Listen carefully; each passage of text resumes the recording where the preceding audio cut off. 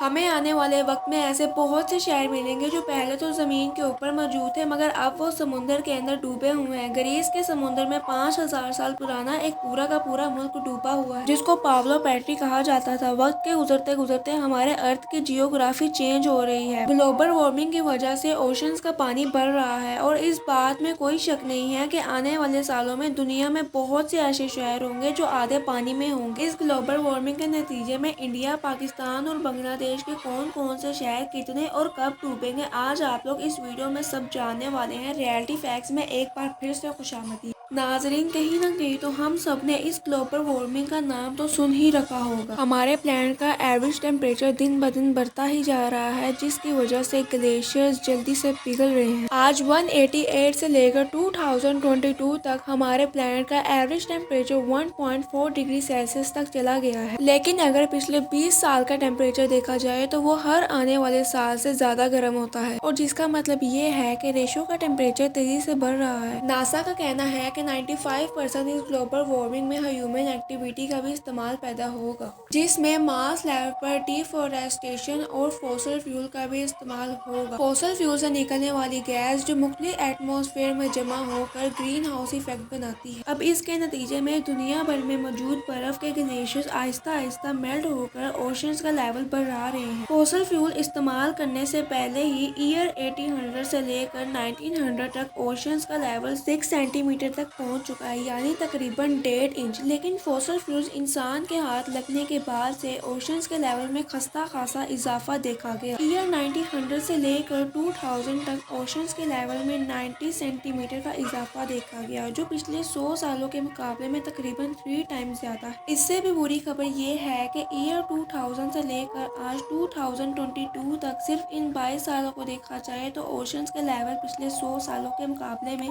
Double speed से बढ़ रहा है। नेशनल एटमॉस्फेयर का कहना है अगर इसी स्पीड से ग्लोबल वार्मिंग होती रही और ग्लेशियर्स मेल्ट होते रहे तो ईयर 200 तक हमारे समुद्रों का लेवल 2.5 मीटर तक बढ़ जाएगा, और ये वाकई एक बहुत डेंजर सिचुएशन है। यानी 200 तक वो कोस्टल सिटी जो बिल्कुल समुद्र के साथ लगी हुई है और जिनकी एलिवेशन 1.5 मीटर है या उससे भी कम है, वो आधी से भी ज्यादा समुद्र के अंदर होंगी। जैसा कि थाईलैंड का कैपिटल बैंकॉक है, यानी उसकी एवरेज ऊंचाई गल्फ ऑफ थाईलैंड से सिर्फ 1.5 मीटर ऊंची है। लिहाजा ईयर 200 में बैंकॉक कुछ इस तरह दिखेगा। बांग्लादेश के कैपिटल ढाका में बूढ़ी गंगा का रिवर के पास से अच्छी खासी आबादी आधी पानी में होगी। और अगर अजरबैजान की बात की जाए तो बाकू का ज्यादातर एरिया पानी के नजदीक हो चुका होगा। सिंगापुर के आउटपोस्ट में बने बहुत से प्रोजेक्ट टूट जाएंगे, जिसमें सिंगापुर पोर्ट्स भी शामिल है, और इसके अलावा रेंडरलैंड्स के एप्सटैम और रोटरडैम समेत। और इसके अलावा आधे से ज्यादा कमर जितने पानी के नीचे होंगे, और मालदीव में मौजूद सारे लैंड और इसमें मौजूद रिजोर्ट्स का तो नामो निशान भी नहीं होगा। यानी ईयर 200 तक 1.5 अरब लोगों को इन मकानों से हट कर कहीं और शिफ्ट होना पड़ेगा। अब ये तो सिर्फ हमने बात की उस सिचुएशन की जब 80 सालों के बाद समुद्रों का लेवल 2.5 मीटर बढ़ जाएगा, लेकिन असल बात तो ये है कि अगर दुनिया में मौजूद तमाम ग्लेशियर्स मेल्ट हो गए तब क्या होगा। एक एस्टीमेट के मुताबिक अगर मेल्टिंग रेट इसी स्पीड से चलता रहा तो 5000 सालों के बाद ग्रीनलैंड, आइसलैंड और बहुत से ग्लेशियर्स मेल्ट हो जाएंगे, और इनकी वजह से हमारे ओशंस का लेवल 70 मीटर तक बढ़ जाएगा। लेकिन जरूरी नहीं है कि ये नौबत 5000 सालों के बाद आई। जिस तेजी से इंसान दिन ब दिन नेशनल रिसोर्सेज को अब्यूज करके आबो हवा को खराब कर रहा है, लगता है ये नौबत 2 सालों में ही आ जाएगी। तो इस सिचुएशन में हमारा अर्थ कैसा दिखेगा, और इससे बढ़कर ये है कि हमारे से कॉन्ट्रैक्ट में इंडिया, पाकिस्तान और बांग्लादेश के कौन कौन से शहर अंडर वाटर सिटीज की दास्तान बन कर रह जाएगा। सबसे पहले हम शुरू करते हैं बाय ऑफ बंगाल। आपको शायद ये देखकर शौक लगे कि पूरा का पूरा बांग्लादेश बाय ऑफ बंगाल की पकड़ में हो जाएगा, और अगर इसकी कैपिटल ढाका की बात की जाए तो ये 3 मीटर 100 फीट गहरे पानी के अंदर डूब चुका होगा। इसके साथ साथ बाय ऑफ बंगाल इंडिया के कई हिस्सों पे अपना कब्जा जमा लेगा। जैसा कि आप लोग देख सकते हैं कि कालकटा से लेकर मादा और पटना और बहुत से मुल्क आने वाले सालों में पानी के नीचे होगा। बाय ऑफ बंगाल के कोस्ट जो आज बांग्लादेश बांग्लादेश और इंडिया पर लगता है। 70 मीटर बढ़ने के बाद ये नेपाल और भूटान का कोस्ट बोला जाएगा। इसी तरह जहां अभी ईस्ट इंडिया ऑफ कोस्ट है वो 50 मीटर अंदर की साइड को चला जाएगा, जिसकी वजह से यहाँ भारी आबादी वाले शहर जो पूरी तरह से नजरअंदाज किए जाएंगे। और अगर हम सिर्फ चिनान की बात की जाए तो ये 200 फीट पानी के अंदर होगा। 1959 में कॉन्ट्रैक्ट की गई ये LIC बिल्डिंग एक टाइम पर इंडिया की सबसे ऊंची बिल्डिंग हुआ करती थी। वो पूरी की पूरी बिल्डिंग पानी के अंदर होगी। चेन्नई से होते हुए पानी का लेवल तमिलनाडु और आंध्र प्रदेश के बॉर्डर पर लग जाएगी। इंडिया के वेस्टर्न कोस्ट पर नजर डाली जाए तो सिर्फ 70 मीटर बढ़ने के बाद नॉर्थ और साउथ गोवा के बीच और रिजॉर्ट्स पानी में मिल जाएंगे। ना ही मुंबई बचेगा और ना ही नावी मुंबई, क्योंकि ये पूरा area all the way Gujarat के बॉर्डर तक 54 मीटर गहरे पानी की नजर हो चुका होगा। यानी मुंबई का लोडर टर्म टावर अगर तब तक बच जाएगा तो इसके 15 फ्लोर तक इंडियन ओशन का राज होगा। अगर जाकर गुजरात की बात की जाए तो यकीनन आपको ये जानकर हैरानी होगी कि गुजरात एक आइलैंड बन चुका होगा। जैसा कि आप देख सकेंगे कि 70 मीटर बढ़ने के बाद अरेबिया आइस के पानी ने गुजरात को इंडियन से अलग कर दिया है। और अगर तब तक इंसान की नस्ल बची रही तो अहमदाबाद शायद कोई रिजोर्ट बीच में कन्वर्ट हो जाएगा। अरेबिया सी का बॉर्डर आगे बढ़कर अहमदाबाद तक पहुंच जाएगा। अब आ जाते हैं पाकिस्तान पर। हैरत अंगेज तौर पर पाकिस्तान की पूरी सिंध करेंसी अरेबिया सी की पकड़ में आ चुकी होगी। कराची से लेकर हैदराबाद, नवाब शाह, सखर से होते हुए तक 400 किलोमीटर तक आने वाली सारी मेजर सिटी के 100 फीट पानी के अंदर एक शक्ल में होंगी। आबादी के हिसाब से दुनिया का 7वां बड़ा शहर कराची 90 फीट की अरेबिया सी की बॉटम पर होगा। जो आज यहाँ जानी मानी बिल्डिंग्स मौजूद है वो समुंदर के अंदर